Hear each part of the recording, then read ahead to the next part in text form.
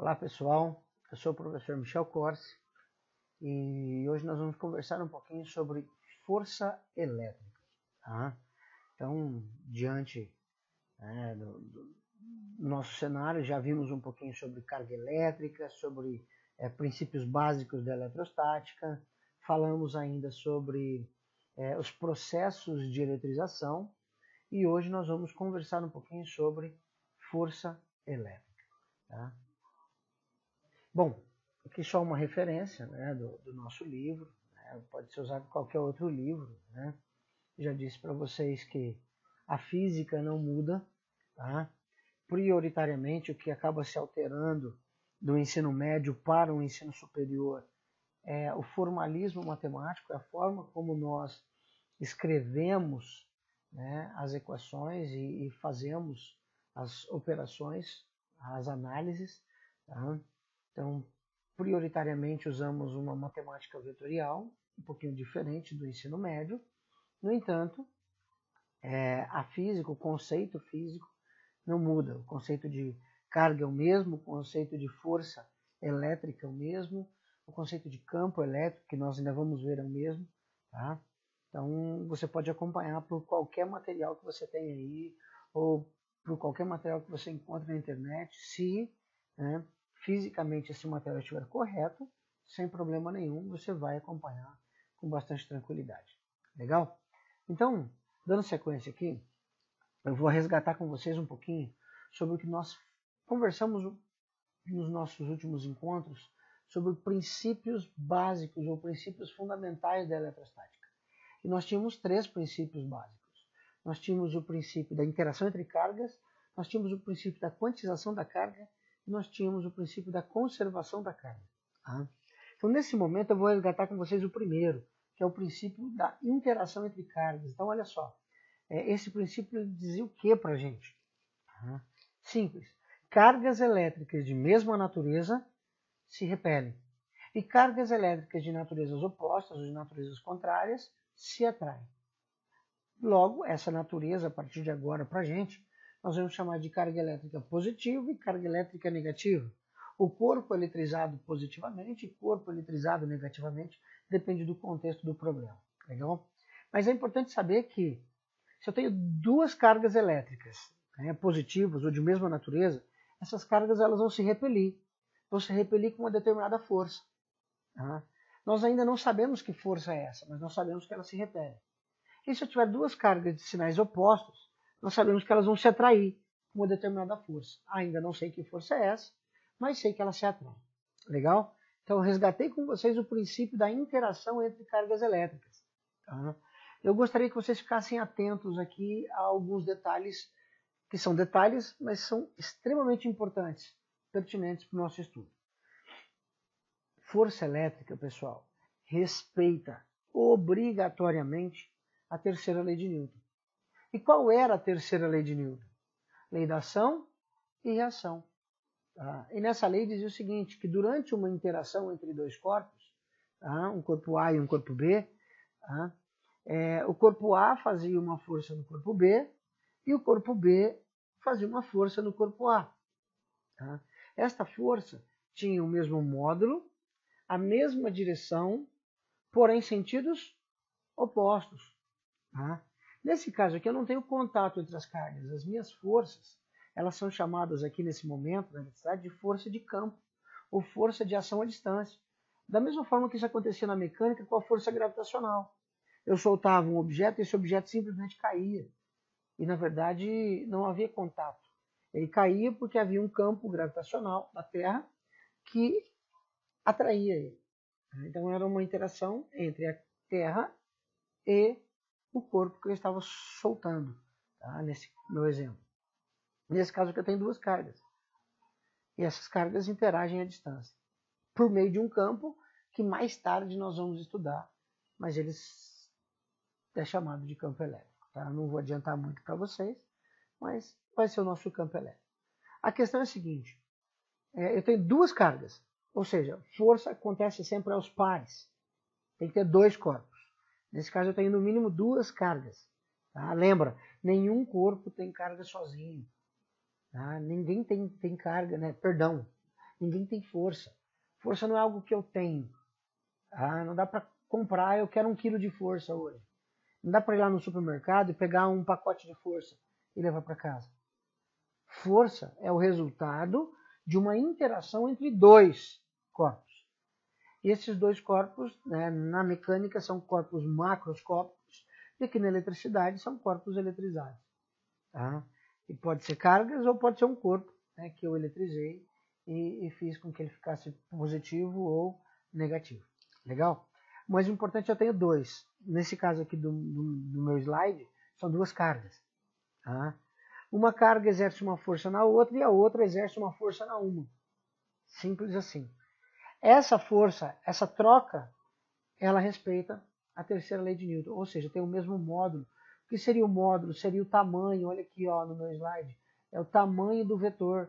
Se eu olhar o tamanho desse vetor e olhar o tamanho do vetor na outra carga, eles têm o mesmo tamanho. E a direção? Direção tem a reta, eu preciso desenhar sempre. Pego uma régua, faço de alguma forma. Eu tenho que unir o centro das 2 cargas. Essa reta, que é a princípio imaginária, mas que se você quiser desenhar é extremamente importante, essa reta é a reta que dá a direção da minha força resultante. E o sentido? O sentido, nesse caso do meu exemplo, eu tenho sentido para a direita e tenho sentido para a esquerda, depende da carga. Tá? Mais à frente, né, na próxima aula, nós vamos fazer alguns exercícios, e aí nós vamos descobrir a resultante que atua sobre uma carga. Então eu tenho várias cargas e eu vou fazer a superposição sobre uma carga. Tá? Mas a gente faz análise vetorial depois. Por enquanto eu preciso entender o conceito. Tá? Então eu já sei que essa força tem um módulo, essa força tem uma direção, essa força tem um sentido. Tá? Muito bem. E agora, Michel? Bom, agora a gente vai tentar buscar um pouquinho de história, até para compreender algumas coisas. Tá? Quando eu coloquei o título do meu slide, né, todos eles, Lei de Coulomb, eu resgatei com vocês o que nós já conversamos, e agora a gente começa, né, coube a Coulomb, tá, o experimento da balança de torção. Foi ele quem chegou, né, quem estabeleceu um princípio matemático para que fosse calculada esta força. Tá? Quando Coulomb fez isso, Newton já havia escrito sobre força gravitacional. Tá? Então, existem alguns relatos, alguns trabalhos de história da ciência que dizem que se aquilo era válido para corpos muito grandes, também deveria ser válido para corpos muito pequenos. Então, Coulomb começa, por meio de uma série de experimentos, a tentar encontrar um princípio, uma relação matemática que se equivalesse a de Newton, porém servisse para corpos infinitamente pequenos, para cargas elétricas. Então, eu tenho a balança de torção, você pode ver que ela tem uma base circular, né? E lá dentro eu tenho como se fosse um pêndulo, tá? Uma haste metálica com 2 esferas, uma em cada extremidade, e eu tenho uma outra haste que ela pode ser tirada e colocada aqui, ó, tá vendo? Então, e aqui nessa borda do meu cilindro, eu tenho algumas marcações. Tá? Então, quer dizer, quando eu descia a minha haste na vertical, a haste que está ali na horizontal, que funciona como um pêndulo, ela defletia de um determinado ângulo. E a partir dessas medidas desse determinado ângulo, tá, ele começou a estabelecer algumas relações. Tá? Então, essas relações, tá, levaram ao seguinte enunciado. Aqui não cabe nesse momento descrever, porque não é uma aula de história da ciência, me perdoem, de repente num outro momento, a gente pode até conversar mais sobre a história da ciência, sobre a balança de torção. Mas o que importa nesse momento é compreender a força elétrica, essa natureza da força elétrica. Então, Coulomb chegou na seguinte relação, que o valor dessa força, o módulo, a intensidade, é importante que você anote aí, módulo e intensidade é a mesma coisa nesse momento. Tá? É o tamanho do vetor, é a quantidade da força. Ou seja, o módulo da força de interação entre as 2 cargas, tá? A carga Q1 e Q2, é diretamente proporcional ao módulo dessas cargas, ao valor absoluto. Tá? Mesmo que uma seja positiva e uma seja negativa, esse sinal neste momento só serve para eu entender se a força vai ser de atração ou de repulsão. Porque no momento de calcular eu não levo em consideração o sinal. A força é dado, a carga ali é dada em módulo, o produto das cargas. Em módulo. Então, módulo de 2 é 2. Módulo de menos 2 também é 2. Então, nesse momento, na hora de fazer a continha, o sinal não interessa muito. Legal? Então, essa minha força ela é diretamente proporcional ao produto das cargas, ou do módulo das cargas, e inversamente proporcional ao quadrado da distância. E esse é um detalhe extremamente importante que a gente vai conversar com um pouquinho mais de calma no decorrer dessa nossa aula. A força, o módulo da força, é inversamente proporcional ao quadrado da distância. Gravem isso, nós vamos voltar a falar sobre isso já já. Tá? Então aqui, se eu tomar essas duas esferas aqui que se aproximam, como os sinais contrários, por exemplo, eu tenho essa configuração de força. Elas estariam separadas por uma distância d, tá? E surgiria uma força F de atração entre elas. De acordo com o enunciado de Coulomb, esta força elétrica ela é proporcional ao módulo do produto das cargas, Q1 vezes Q2, e inversamente proporcional ao quadrado de distância. Porém, nós já aprendemos que toda vez que eu tenho uma proporcionalidade, para eu tirar o símbolo de proporcionalidade, eu preciso inserir uma constante. E essa constante nós chamamos nesse momento de K. Tá? Mas quem é o K? O K é a constante eletrostática do meio. Tá? É um valor que adequa à minha equação e que representa o meio onde estas cargas estão inseridas. É importante isso. Tá? Bom, quem é o F? Nesse caso eu chamei de Fel, que é força elétrica. Quem é esse F? É a força elétrica. Força é sempre medida em newtons. Quem é o Q1 e Q2? São as cargas elétricas, que são dadas em coulombs. E D é a minha distância entre as duas cargas, dada sempre em metros. Extremamente importante, dada em metros. Num exercício qualquer, ele vai te dar o valor da carga em microcoulomb. Micro é uma ordem de grandeza, 10 a menos 6, você precisa se atentar para isso. Então, no lugar do micro, você coloca 10 a menos 6. E ele vai insistir em te dar a distância em centímetros ou em milímetros. E aí você, obrigatoriamente, precisa converter para metros. Porque senão você vai fazer tudo certo, mas vai errar o seu problema porque não usou a unidade de medida correta. Tranquilo até aqui? Então, este é o modelo que nós temos. Bom, vamos falar um pouquinho mais sobre essa constante de proporcionalidade. Tá? Matematicamente, nós temos que este K, esta constante de proporcionalidade, é definida como sendo 1 sobre, ou dividido, mesma coisa, por 4π epsilon. Tá? Bom, 1 é um número, 4 é um número, π é um número, 3,14. Quem é o epsilon? Tá? E aí que começa a entrar na estrutura da matéria. Epsilon é a permissividade elétrica do meio onde a carga está. Então, cada meio permite esta força elétrica de uma maneira diferente. Então, eu posso ter as mesmas duas cargas interagindo com uma força, separada a mesma distância, interagindo no ar com uma certa força, e que se eu colocar esses dois corpos na água, por exemplo, eles vão interagir a mesma distância, a mesma carga, mas vão interagir com forças distintas, com força diferente, porque eu mudei de meio. E isso é extremamente importante. Esse epsilon mostra para mim quem é o meio em que eu estou trabalhando. Legal?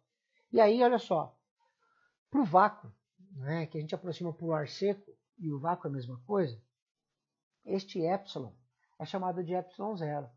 E ele tem um valor fixo de 8,85 vezes 10 a menos 12. Tá? Então, se eu pegar este valor de epsilon e colocar lá na equação, bom, π é 3,14. Então, vai ficar 1 dividido por 4 vezes 3,14 vezes 8,85 vezes 10 a menos 12. Quando eu fizer essa continha, eu vou chegar num valor de 9 vezes 10 a nona, que é o valor do K, que é a constante eletrostática do meio. Tá? Então, é o valor que a gente mais vai usar. É o K do vácuo é a constante eletrostática do vácuo ou do ar, que é 9 vezes 10 a nona newtons vezes metro quadrado dividido por coulomb quadrado. Tranquilos? Bom, e aqui eu vou colocar para a gente, então, outros meios, só para vocês terem uma noção de como diminui. Então, veja, enquanto no ar é 9 vezes 10 a nona, olha isso, cara, na água é 1,1 vezes 10 a oitava. Diminuiu aqui uma ordem de grandeza. Se eu nem olhar para o número, olhar só para a ordem de grandeza, diminui uma ordem de grandeza. Tá? Benzeno, 2,3 vezes 10 a nona.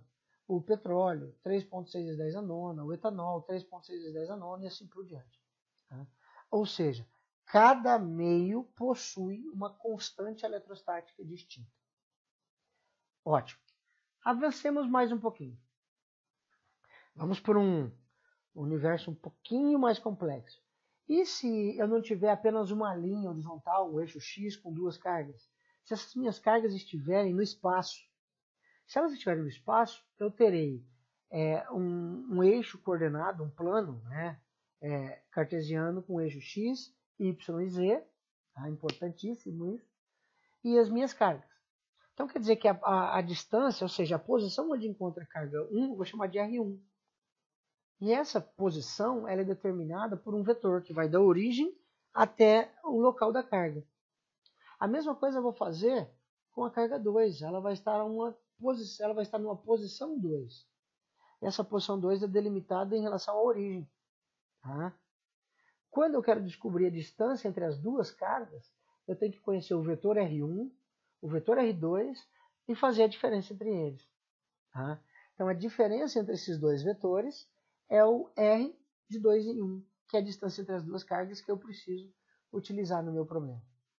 E como é vetorial, eu preciso de um vetor unitário, um vetor de módulo 1 que tem a mesma direção, tá, desta reta pontilhada que une as duas cargas. E aí como é que eu determino um vetor unitário lá da geometria analítica? Eu vou pegar o vetor 2 menos o vetor 1 e vou dividir pelo módulo do vetor 2 menos o vetor 1. É assim que nós fazíamos, tá? E é assim que nós vamos continuar fazendo. E aí, como é que eu escrevo a minha força elétrica numa matemática vetorial? Então, num formalismo mais bonito, e talvez isso que não exista no livro de ensino médio, é esse slide, é que a minha força elétrica, né, que a carga 2 exerce sobre a carga 1, é igual à força que a carga 1 exerce sobre a carga 2. Tanto faz. Tá? Mesmo módulo. Lembra a terceira lei? Mesmo módulo. É 1 sobre 4πε0, que é a mesma coisa que o K, que multiplica Q1, que multiplica Q2, isso continua tudo igual, que divide a distância R da carga 1 até a carga 2 ao quadrado, que multiplica pelo seu vetor unitário. É importante manter esta notação. Legal? Depois, com o passar do tempo, nós vamos fazer alguns problemas, e nesses problemas vocês vão perceber como é que isso pode ser escrito para a gente. Tranquilo, pessoal? Então vamos encaminhar o fechamento desse nosso bate-papo, né, com análise gráfica. Só que para chegar no gráfico, eu preciso entender algumas coisas. Tá? Então vamos imaginar uma carga positiva azul, uma carga negativa amarela. A minha carga azul exerce uma força de atração na amarela. A minha carga amarela exerce uma força de atração na azul. Importantíssimo. Elas estão separadas por uma distância d. Tá? Dito isso, o que é que eu preciso compreender? Eu vou aplicar a lei, né? Como eu tenho uma única dimensão, vou aplicar no seu formato mais simples, K, que multiplica Q1, Q2, que divide por D ao quadrado. Tá? Grande sacada. K é um número, Q1 é um número, Q2 é um número. Lembra que eu disse para vocês que a gente ia resgatar? Força é inversamente proporcional ao quadrado da distância.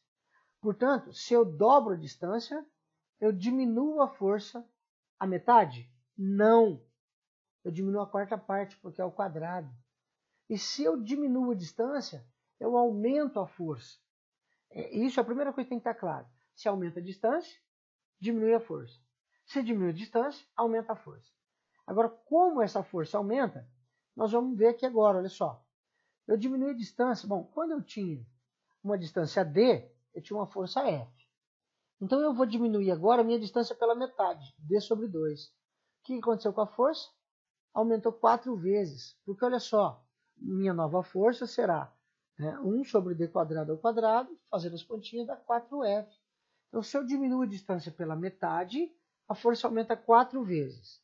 Consequentemente, se eu diminuir a força 3, se eu diminuir a distância a terça parte, a minha força vai aumentar 3 ao quadrado 9 vezes.